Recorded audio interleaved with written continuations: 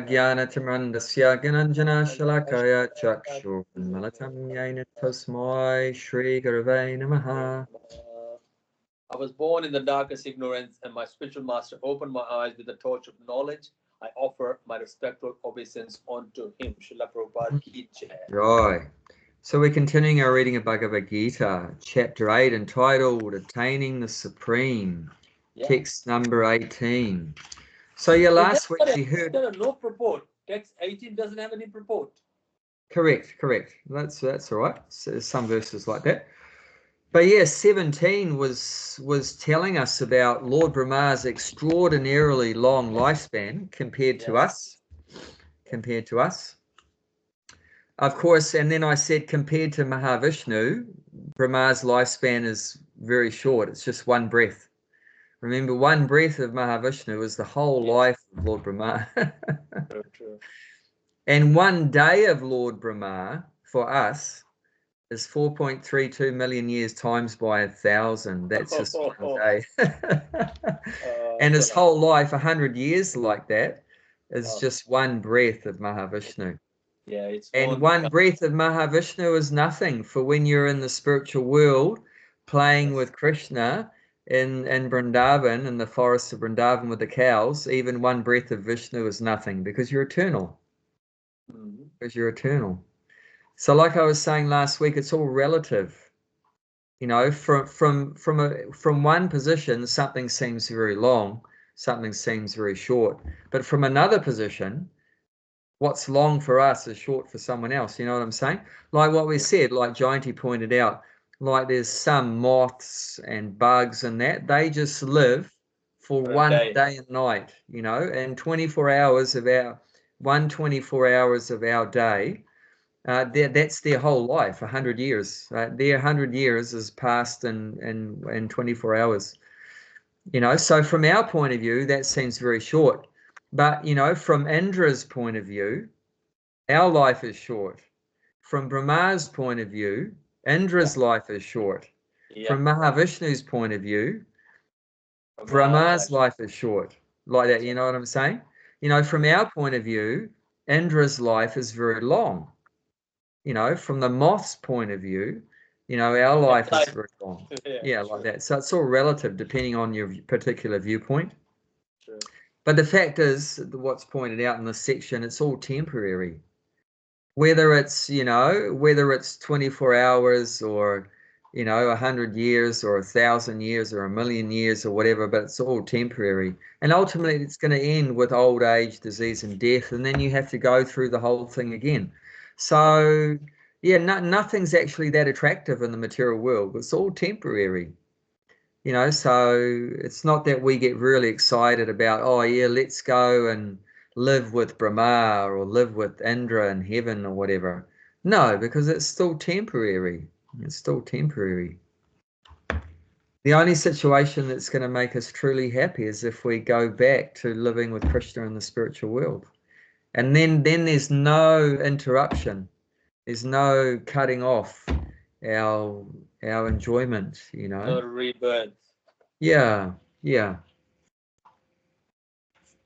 Okay, let's look at this text 18. Avyaktadvyaktaya sarva. Avyaktadavya sarva. Very tough one. When it's got a long A, the last word has got a long A, you say that like aha. Okay. Sarvaha. If it's got a lot, see it's got S-A-V, S-A-R-V, long A, H. So that long A, you go sarvaha. Avyaktadvyaktaya sarvaha. Avyaktadvyaktaya sarvaha. Prabhavantyahar agame. Prabhavantyahar agame. Ratriyagame praliyante. Ratriyagame paliyante. Tatraiva, Tatraiva Vyakta Samyake. Tatreva Vyaktya Sangyavai. Yeah. Sangyake. Samyake. Samya. Samgyake. Yeah. So J in the N is Gya, like Jnana. Yeah. Jnana, yeah. Samyake. At the beginning of Brahma's day, all living entity become manifest from unmanifest state. And therefore, when the night falls, they are merged into an unmanifested again. Okay, so even though Prabhupada hasn't written the purport, but we're gonna say a few things about this. Sure. And so we've heard about how long Lord Brahma's day is. It's 1,000 times our 4.32 million year Chata Yuga cycle. So when his day begins, that's when everything comes into creation again. That's everything gets created. So he creates all the 8,400,000 species of life. That's one part of Brahma's job description. He's got to create all the different species. In the beginning, from his own mind, because he doesn't have a wife at that point, it's just him. From his own mind, he creates offspring, children. There's different mentalities. Like one of the first offspring he created was the four Kumaras. Yep. Chatur Kumar, four Kumaras. And then when the four Kumaras didn't do what he wanted, then he got angry that they weren't being obedient children. So when he got angry, then Shiva came out of his third eye, like that. Shiva came out of in between his eyes, like that. And that's how Shiva came about. And then when he was in a very peaceful spiritual state one day, then Narada Muni came out of him. So Narada Muni is one of his, called Manasaputra, children born from the mind, Manasaputra. And then 8 great sages like Angira and different sages, Bhrigu Muni, Angira, like that. They all came out of his mental state as well. So many. And then the Rakshasas, also he produced the Rakshasas and blah, blah, blah. And then finally, he produced the first man. The first man, and name is Manu, Swayambhuva Manu. So that was also a Manasaputra from Lord Brahma, the first human species, the first human being. And well, I mean, even the other sages in that, they're technically also in the human form, but much more highly advanced. But in terms of like our kind of human being, there's 400,000 different kinds of human beings in the universe. So 8,400,000 species total, and of those 400,000 different kind of human beings. So even the demigods in that, and the sages, they're also a human form, but much more highly advanced and civilized. But the forefather of our level of human beings, that's Manu. Swayambhuva Manu was the first one.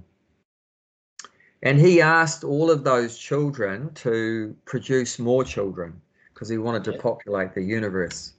So, and when they took up that job, then they're called Prajapatis, like Daksha. Prajapati means producing children. Progenitors, Prajapatis. They're producing children. Yeah, so they with their, and then Swayambhuva Manu, he didn't do anything about producing children, and Brahma was wanting to sort of get things happening. So then he realized he needs to produce some kind of companion. So then from Lord Brahma came the first woman. So we had the first man, and then after came the first woman. And as soon as the woman came along, you know what happened after that? Then the children start to come. Yeah. We have got 8 billion people now after that. and still counting. Yeah. So yeah, when at the beginning of Lord Brahma's day, then things come in. No, well, I mean, the beginning of his life, things come into creation and manifested. But also, when he goes to sleep each day, 12 hours day, 12 hours night. So when at the end of his day, when the night starts, then all those living entities go into a sleeping state. So everything becomes unmanifest. Okay. So at the end of his day, like that, there's massive amount of rain for 100 years of the demigods, and then there's after that, so everything's flooded, all the planets are all flooded, and the living entities all died. And then if you haven't been killed by being drowned, then they have 100 years of fire. So fire emanates from Sankarshan at the bottom of the universe, and Lord Shiva's dancing and all this kind of stuff, Pralaya, and the big fire comes and the living entities are burnt if they haven't already drowned, and like that. So and all those living entities, their bodies are all destroyed. So all the souls are withdrawn into Lord Brahma. I'm trying to remember, is it Lord Brahma or Mahavishnu? So they're withdrawn somehow and put into a sleeping state. I can't remember exactly where they go. That's either Lord Brahma or Mahavishnu. So yeah, they go into a sleeping state for the whole night of Lord Brahma. And when Lord Brahma wakes up again the next day, so he's slept for 12 hours of his time, which is 4.32 million years times by 1,000. So when he wakes up, then it all comes into manifestation again. The living entities come out, all the animals come out, the fish come out, the birds come out, everything, the human beings come out, the demigods come out, and it's all started up again. And then so that happens every day. So he has, 30 days in a month, and 30 nights, and 12 months in a year, and 100 years. So that's happening again and again and again. Again and again. And that's mentioned in the next verse, text 19, in the second line, Bhutva praliyate. Bhutva means repeatedly taking birth, and praliyate means is annihilated. So that Bhutva praliyate, Prabhupada quoted that one line many times. This is what the situation in the material world. Bhutva praliyate. Again and again we're created, and again we're annihilated, destroyed. And then again we're created, and again we're destroyed. Again we're created, you get the idea. So every time Lord Brahma goes to sleep, we're all destroyed. And when he wakes up, we're, created again. And then, of course, even during Lord Brahma's day, how many times we take birth and die, again and again and again. So it's happening so much, going through this birth cycle, death cycle, again birth. It's such a painful process. So yeah, that at the beginning of his day, everything becomes manifest, and when the night comes for Lord Brahma, then everything is emerged, like it says merged into the unmanifest. So it all merges into either it's Lord Brahma's body or Mahavishnu. We have to research that, but yeah, it's all merged into the Lord, like that. So that is the situation. And why are we hearing this? It's important for us to hear this. Then we can realize this is not our real home. What's the point if you, even like I said before, if you have the best house in the best suburb of Newcastle, and even the landlord gives it to you, I'll give you free rent for 6 months, but then after that I'm going to kick you out. Will you be happy? No, I was counting a month in a calendar, because 6 months is like a sword is right on the neck. That's right. Yeah. So you can be happy. How can you be happy if you know in the back of your mind that it's all going to come to an end one day? That's disturbing our peace, disturbing our happiness. And in the spiritual world, there's none of that. That's why it's called Vaikuntha. Kuntha means anxiety, and Vai means without. So there's no anxiety there, because you're never going to get kicked out. There's no rentals there. Everyone's got PR in the real sense of PR. Yes, that's right. You see that, even like devotees, if they come from India or whatever, if they don't have PR, then they're in anxiety, isn't it? Yeah, visa finished, they have to go back. Yeah, there's always some anxiety that I have to go back. you know. So that anxiety is there in every living entity in the material world, that we all know in the back of our mind our situation's temporary, it's all going to end, you know. So that creates fear, anxiety. And as soon as we become Krishna conscious and we realize aham brahmasmi, that I'm not the body, I'm an eternal soul, then all the anxiety goes away, because we're eternal. We don't die when the body dies. It's just the body is dying, but we're not dying. We're eternal. So as soon as we realize, we can see our body dying. We can see our body burn. We can see that because the soul will look at it. Yes. If it's around, because the 13 days around there, and soul can see the body is cremating, people are crying, everything. And soul can say, "You idiot, look at, listen," but nobody will listen. The soul.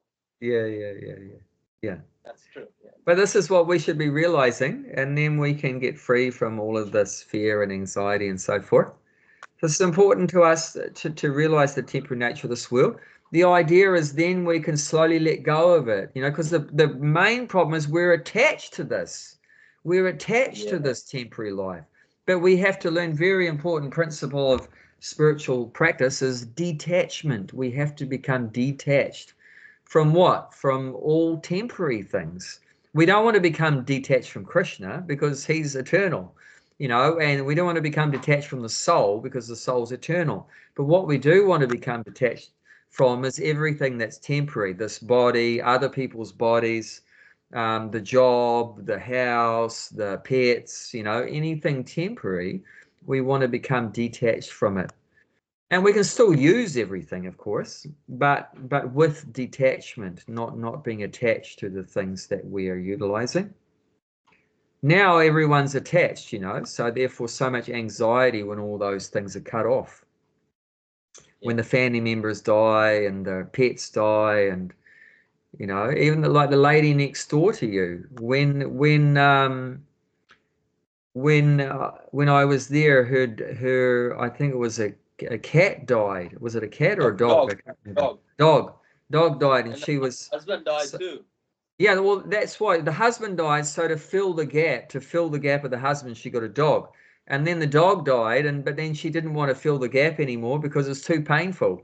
Every time you know there's a gap, it's very painful. Yesterday, that she said, "Oh, house is too big to clean. I'm getting old."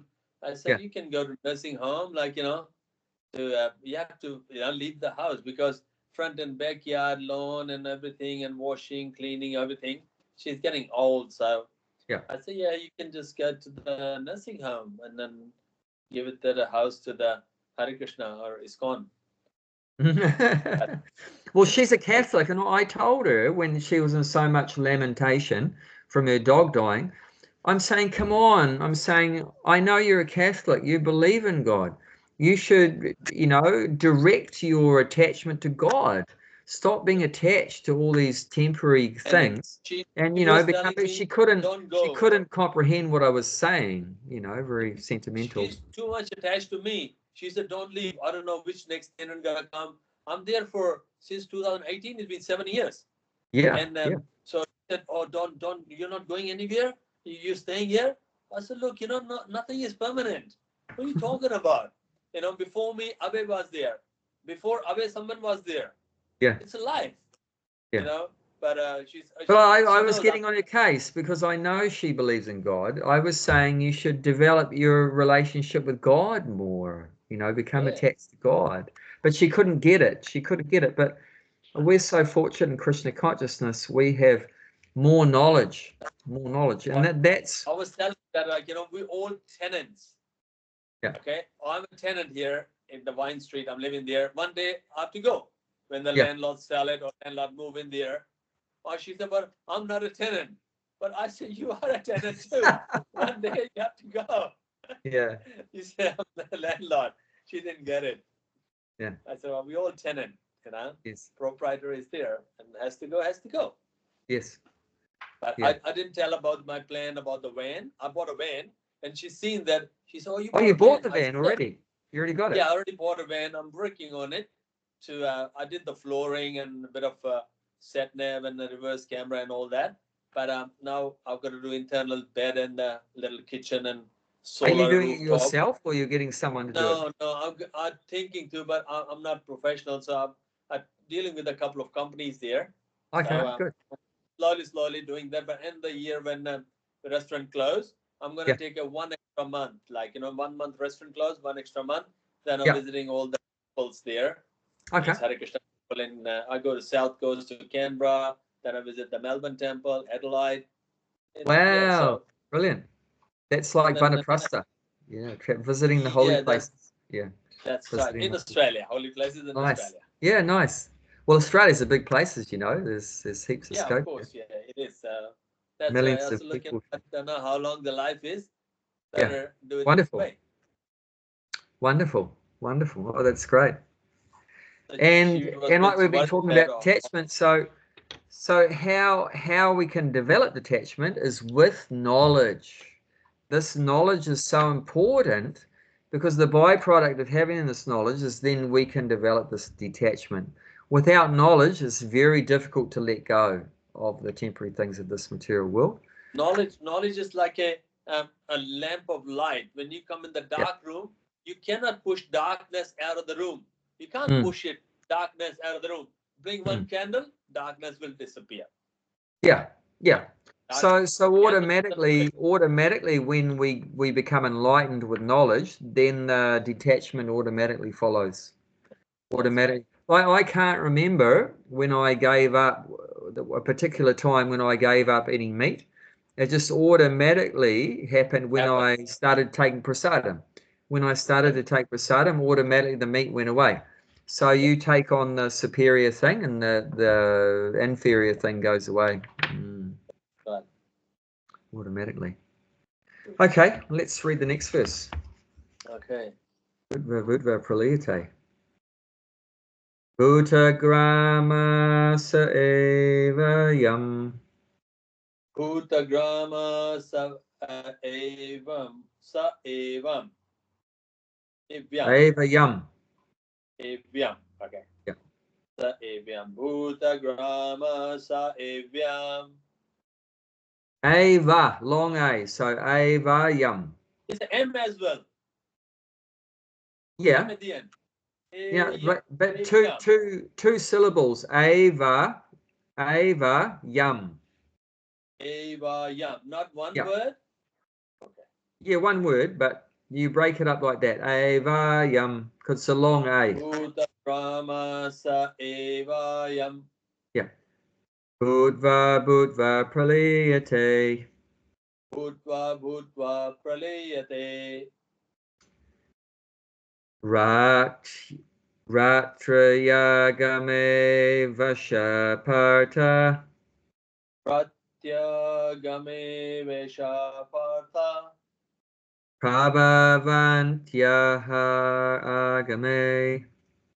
Pavaham tyagyaha rahame. Yes. Again and again, when Brahma day arrives, all living entity come into being, and with the arrival of Brahma's night, they are helpless, annihilated, helplessly annihilated. Yeah.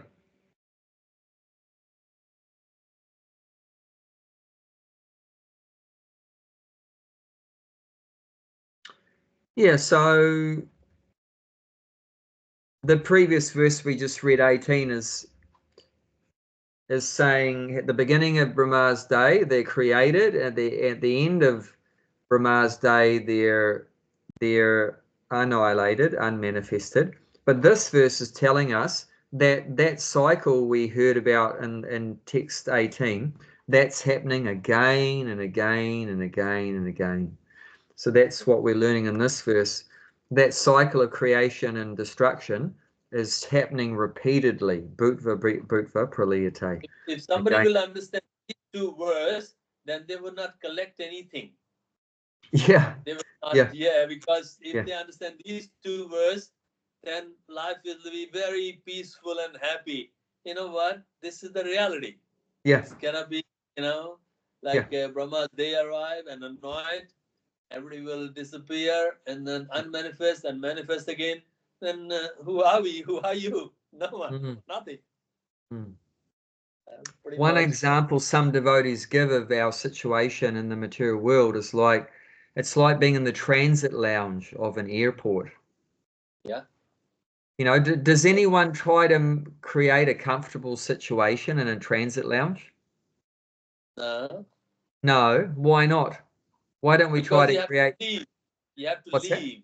Yeah, you have to You have leave. to You leave know, that you're only house. stopping over. It's just a stopover.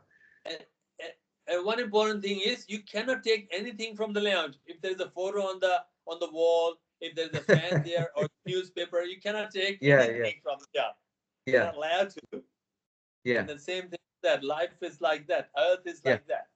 yeah, Now you have to leave and you're yeah, waiting, and then you cannot take anything with you. yeah.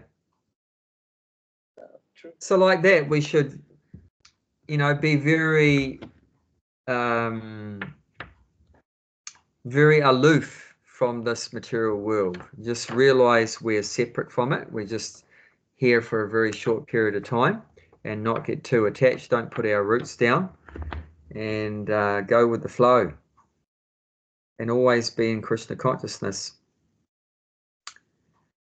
So this is the material situation, but while this is going on, we need to realize that actually we've got nothing to do with all this creation and destruction, that we are the eternal soul. So it's very important to do this, to think like that. Otherwise, if you just became conscious of this, how we're being created and destroyed, you'll develop depression. You'll become depressed. But the thing is to realize that we're the opposite to this. We have no birth, we have no death. For us there's no creation, there's no destruction. We never annihilated. That we're eternal. And there's verse after verse in the second chapter of Bhagavad Gita is establishing this fact. We can look at some of them. One is the second chapter, text 20. Yeah, 20. Yeah. 20.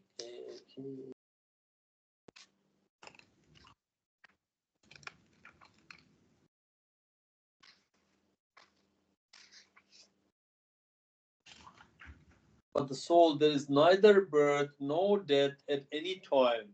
He has not come into being, does not into being, will not be into being. He is unborn, eternal, ever existing, and primeval. He is not slain when the body is slain. Mm.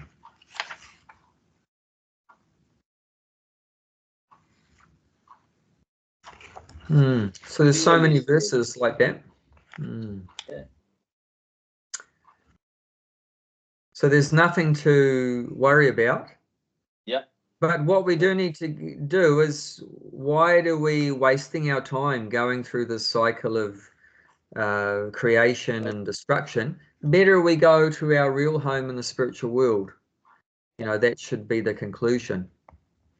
That should be the conclusion. So we need to make some effort, some endeavor, how to get out of this cycle of birth and death and get back to our original eternal spiritual life. And that is self-realization, you know, to make steps in that direction. Spiritual realization, bhakti yoga is the process. Bhakti yoga is the process to help us get free from the cycle of creation and destruction and get back to our eternal blissful life full of knowledge with Krishna. Okay, let's read the purport. Yeah.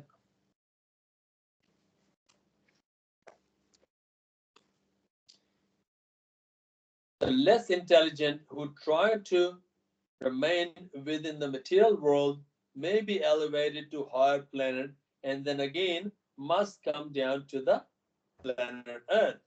During the daytime of Brahma, they can exhibit their activities on higher and lower planet within the material world. But at, at the coming of Brahma's night, they are all annihilated. In the day, they receive various body for the material activity, and the night they no longer have body, but remain compact in the body of Vishnu. Then again, they are manifested at the arrival of Brahma's day, Bhutva Bhutva Pralayate. During the day, they become manifested, and at night, they are annihilated. Again, ultimately, when Brahma's life is finished, they are all annihilated and remain unmanifested for millions and millions of years. And when Brahma is born again, in another millennium, they are again manifest. In this way, they are captivated by the spell of material world, but those intelligent persons who take Krishna consciousness use the human life fully in the devotional service of Lord, chanting Hare Krishna, Krishna Krishna Krishna, Hare Krishna, Hare, Hare Hare Ram, Ram Ram, Hare Hare. Thus, they transfer themselves ever in this life to the spiritual planet of Krishna and become eternally blissful there, not being subject to such rebirth. Very nice. So yeah, In the Prabhupada end, confirms in this purport, it's confirmed what I wasn't sure about was that when it's Lord Brahma's night comes, yeah, where do the souls go? So Prabhupada has said here definitely that in the day they receive various bodies for material activities, and at night yeah, they no longer have bodies but remain compact in the body of Vishnu. So that's confirmed there. So at Lord Brahma's night, the souls are taken into the body of Vishnu, and they come okay, out again at the next day. But the main thing in this purport Prabhupada is explaining is that if we're less intelligent, then we'll stay in the material world and keep going through the cycle of birth and death. But the idea is that we've got this human body, and we do have in this human body potential for good intelligence, so we should use it. We've got a great asset in the form of this intelligence. Only the human being has it. The animals don't have it, the birds don't have it, the fish don't have it. Only the human beings have very good brain, for spiritual inquiry and thinking, who am I and why am I here and why am I suffering and is there a solution for the suffering? Where did I come from? Where do I go after the body dies? Why do I have to die? Why do I have to grow old? So human being can be intelligent like that, think very carefully about these deeper things. So that's what Prabhupada's encouraging here, that rather than be captivated by Maya, we should become intelligent and take to Krishna consciousness. Because Prabhupada says here, in this way they are captivated by the spell of the material world. So, we're in complete illusion, we're in Maya. But in human life is a little window of opportunity, a little chance to get out of Maya.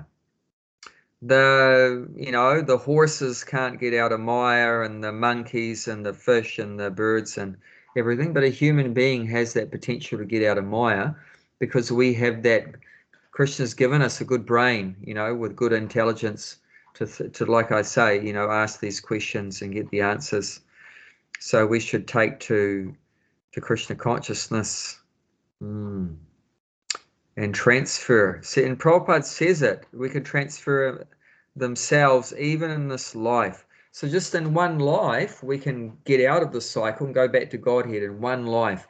If we just chant the Hare Krishna Maha Mantra, and in this one life become Krishna conscious, then we can just immediately be transferred to the spiritual planet of Krishna and become eternally blissful there. So that's very encouraging. So yeah, that's why we have these soul-searching sessions, is to try to develop our intelligence so we can make the right choices to be Krishna conscious and keep chanting Hare Krishna. Actually, it's said that Prabhupada says in one place, he says all the philosophy in the books are meant to increase our faith in chanting Hare Krishna. That's the essence. is chanting Hare Krishna. But all this knowledge that we're reading is, the idea is it's helping us to develop more faith in the process of chanting Hare Krishna. So it's very important. And we know some people did chant Hare Krishna and then they stopped chanting Hare Krishna. Why did they stop chanting Hare Krishna? One reason is that we become, weak in our faith when we don't hear enough, when we don't read enough and hear enough, and then when we become our faith becomes weak, and then Maya can again, victimize us, take over our intelligence. So yeah, we need to keep our intelligence strong by keep hearing about the glories of chanting Hare Krishna and stick to this process. And then we can be confident that we can be successful in this life, that Krishna will help us. One time Prabhupada said that the reason why we are successful in the Hare Krishna movement is because Lord Chaitanya is pleased that we're chanting Hare Krishna. And because he's pleased that we're chanting Hare Krishna, the idea is that he's being merciful to us. And the mercy of Lord Chaitanya is that we can stay Krishna conscious, we can remain in Krishna consciousness. Prabhupada said if it wasn't for Lord Chaitanya's mercy, we would all fall down. We would all fall down. He said, Maya is so powerful. Maya is so powerful. Compared to Maya, we are all very small, very insignificant, very weak. Maya is so much greater than us. But the only reason why Maya hasn't pulled us down away from Krishna consciousness is because Lord Chaitanya is protecting us. He's pleased with us because we're chanting Hare Krishna. So these are very, very fundamental things. So hearing about this Krishna conscious philosophy is so essential to keep us with strong faith and knowledge, and that will protect us from Maya and, leaving Krishna consciousness. And this is, and we know Maya is very powerful because very few, even amongst the human beings, have any interest in spiritual life, as you know. 99.9% are like karamis, karamis meaning fully materialistic, just trying to please the senses. And that's the power of Maya. It's so rare that someone comes to Krishna consciousness. I mean, they all have, a human body with potentially good intelligence, but it's not being used correctly. It's being used, incorrectly. And that's explained in, I think it's seven.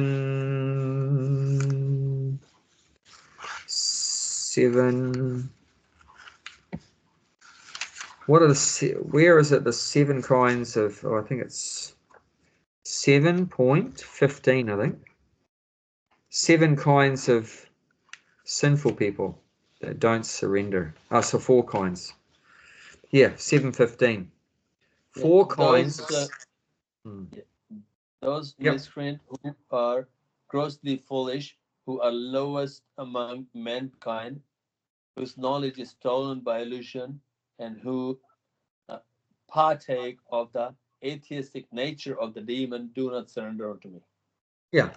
So see how our knowledge can get stolen by illusion. This is one situation that happens to us. Our knowledge that we have gets taken away by Maya. And Prabhupada mentions in the purport that if you go down like about 3 paragraphs, there's one paragraph that starts off, the atheistic plan makers. About the 3rd paragraph. It's very big purport. I know. The atheistic plan maker are described herein by word duktya, miscreant, Duskritana. duskritna, or miscreant. Kriti means one who has performed mysterious work. The atheist, Meritorious work. Meritorious means very meritorious good work. work. Yeah. Okay. The atheist plan maker is something very intelligent and meritorious also, because any gigantic plan, good or bad, must take intelligence to execute. But because the atheist brain is improperly utilized in opposing the plan of Supreme Lord, the atheistic plan maker is called Duskriti, Duskriti. yeah, Duskriti. which indicate that his intelligence of efforts are misdirected. So this is the funny thing, you could say, that the human being has good intelligence, but it's misdirected. Misdirected, Misdirected yes. intelligence. We have a good intelligence. We have a good brain. And like it's saying, we're using our brain, the atheist brain, is improperly utilized and opposing the plan of the Supreme Lord. So Yeah. we're using our intelligence to go against God. We should be using our intelligence to understand God and serve God, but instead of using it for the proper purpose, we're using it to go against God. And Prabhupada points out that we know that these people have a good brain because, they make skyscrapers, they make bridges, they make tunnels, they make motor He is brain cars. for that. They have a good brain. They make Yes. mobile phones and microchips and robots and Now AI and now they are AI into artificial intelligence. Oh my God.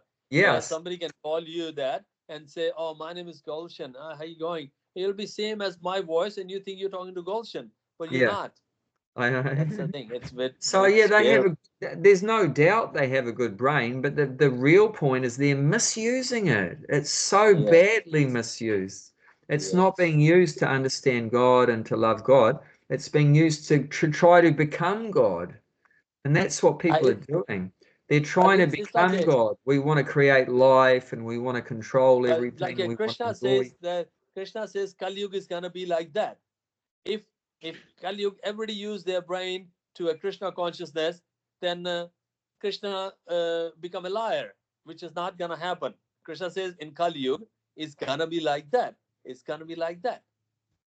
It's Yeah. Krishna already said that in a Kali Yuga, it'll be like nobody using the brain for Krishna consciousness because he knew that. If Yeah. they're using the brain for Krishna consciousness, it will become a Sat Yuga, which is this is Kali Yuga. Not gonna Yeah. happen. Yeah. However, those rare souls that do fight against this tide of ignorance and illusion, they can very quickly become successful. Just this one short life, if we chant Hare Krishna for whatever time is remaining, we don't know how long we've got remaining. And like you said, the doctor might tell you, time's up or Yeah. whatever. So we don't know. But for however long we've got left, then if we just chant Hare Krishna, we can be successful. I mean, that's the beauty of Kali Yuga, that even though it's materially such a difficult time, but spiritually it's a very good time because Very good. Yes, it is. without doing much, just chanting Hare Krishna, that's so easy. Yeah. You can't get more easier than that. Yeah. Then you can Yeah. go back to Godhead in a very short time like that. Yeah. Whereas in other ages, it's a lot more difficult process, and then it takes a lot longer time as Treta well. Like Yuga that. and then Dwapar, a lot of time, hundreds of years. Yeah. Yeah. And there's also more material enjoyment in the atmosphere too. So that also makes it harder to keep your focus. Here, there's a lot of suffering around us, so it's not that attractive, really. Uh-huh. Imagine trying to be Krishna conscious in heaven. Then it gets harder because there's a lot of enjoyment there. The women A lot look of enjoyment. Yeah. Yes. 100,000 times more beautiful than here, and Yeah. the food is better, and the temperature is better, and there's fruits And everywhere, then and you forget Krishna. your body is very attractive and healthy and everything like that. So yeah, it's easy to forget Krishna there also. So actually, we're in an ideal situation. Perfect. That there's not too much happiness and there's not too much suffering, and but yeah, we've been given the mercy from Lord Chaitanya to take the Krishna consciousness. So yeah, we can get out of here real quick and easy if we take advantage. But yeah, it's very rare, as you know, it's only two of us talking about Krishna consciousness, and so many in Newcastle are just absorbed in Maya and everything like that. So Like that verse. yeah. Okay, John two is and a just half. saying one. What's that? It's a 2.5. You, me, and Jayanti. So not And two, John. but the 2.5. I was outside. Yeah. Let's just look at that verse saying about how rare it is. That's like 7th chapter. This chapter, text 3. Text 3 of this chapter, 7. Out of many thousand among men, one may endeavor for perfection. And those who have achieved perfection, hardly one knows me in truth. Yeah, so it's very rare that even That is- someone tries for the spiritual life, and in Kali Yuga especially. And out of those rare people that try for the spiritual elevation, hardly one of those, a handful of those, even hardly one, actually reaches perfection. That's just explaining how But rare it is. those who are try, if they don't reach the perfection like me, so it's like the journey begun. Maybe next life I'm born in devotee's family and continue that. Yeah. But however, I mean, I would have said that would be the scenario before 500 years ago. But the scenario's changed because of who? Because of the Chaitanya Mahaprabhu. Yeah, Chaitanya Mahaprabhu. Now he's made what was so rare, which was so rare before, he's made it much more easily available, to achieve perfection. So, like when ISKCON devotees talk with regular Hindus, even scholarly Hindus that know a lot about, Hindu scriptures and stuff like that, they don't believe it when we say, we can get liberation, go back to Godhead in one lifetime, because their understanding from the scriptures they've read is that it's a very slow progress one makes, life after life after life after life, slowly, 5%, 10%, 15%, 25%. Then when you're 100% perfect, you get moksha, liberation. No, but that all changed with Lord Chaitanya, because Lord Chaitanya is giving you the process, how to get from the first floor to the 100th floor of the skyscraper in one go. It's called a lift. So before that there was just the staircase. So it's like, before Chaitanya Mahaprabhu was only a staircase, and now he's brought in the lift. So his mercy can just lift us right to the top, in one lifetime. If we do like what Prabhupada said today in the purport, if you just chant the Hare Krishna Maha mantra, then you can be completely successful.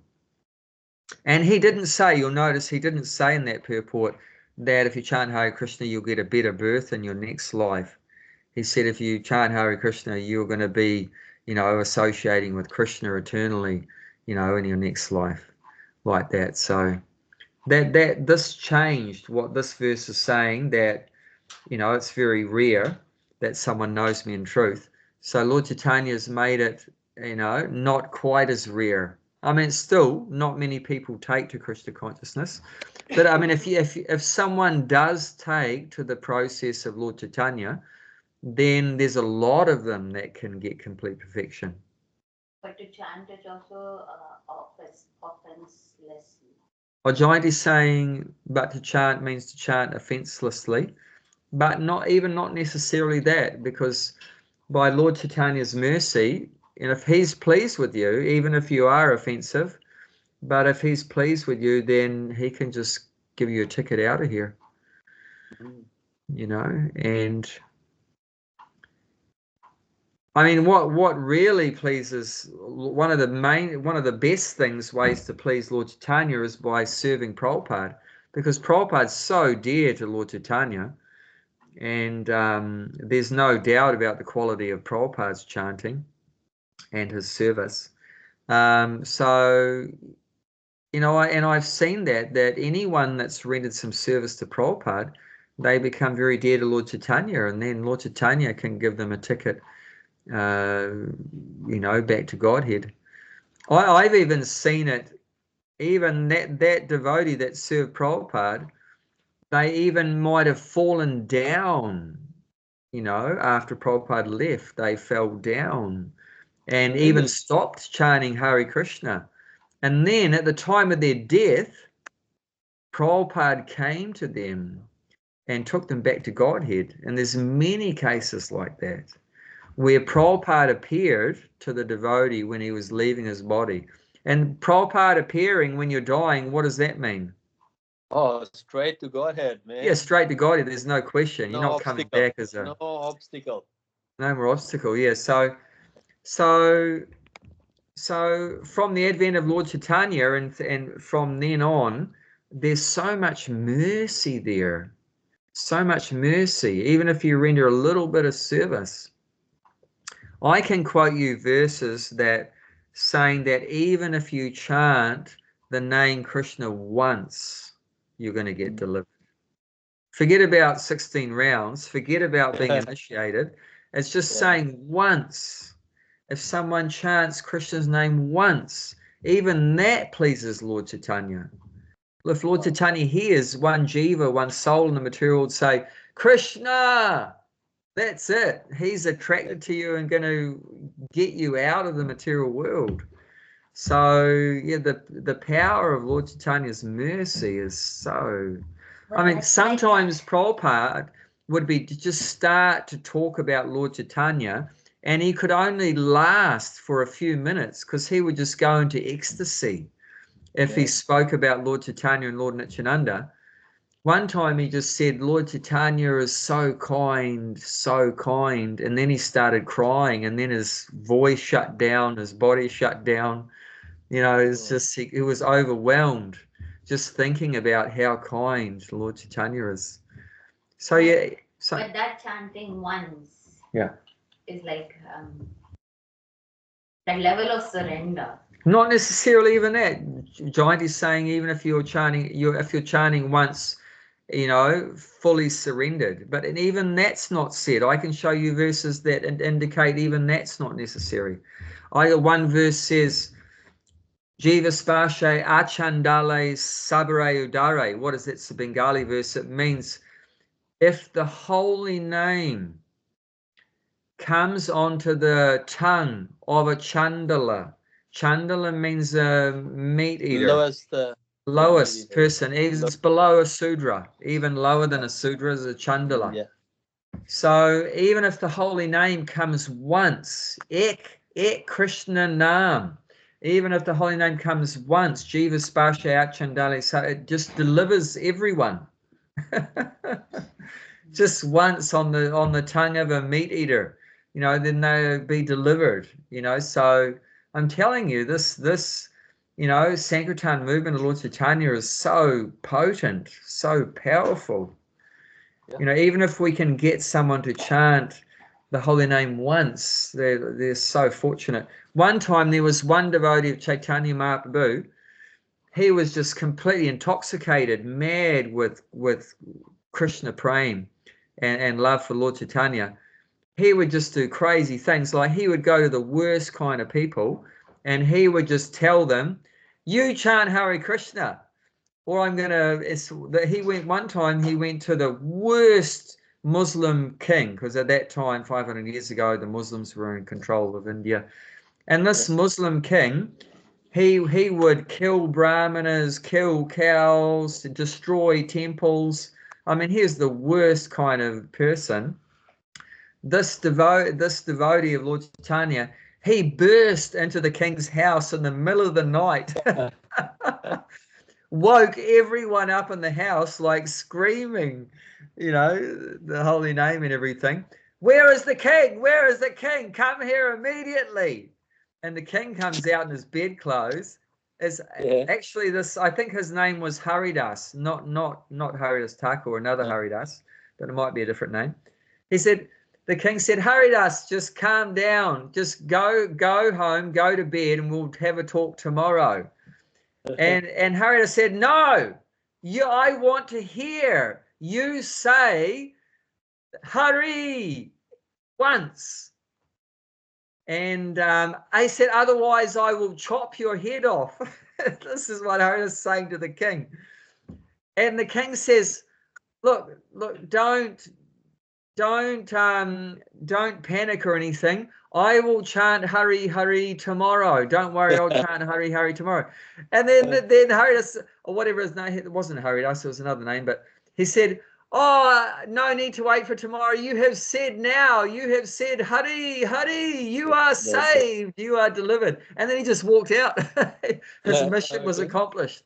His mission was just to get the king to say God's name once. Yeah.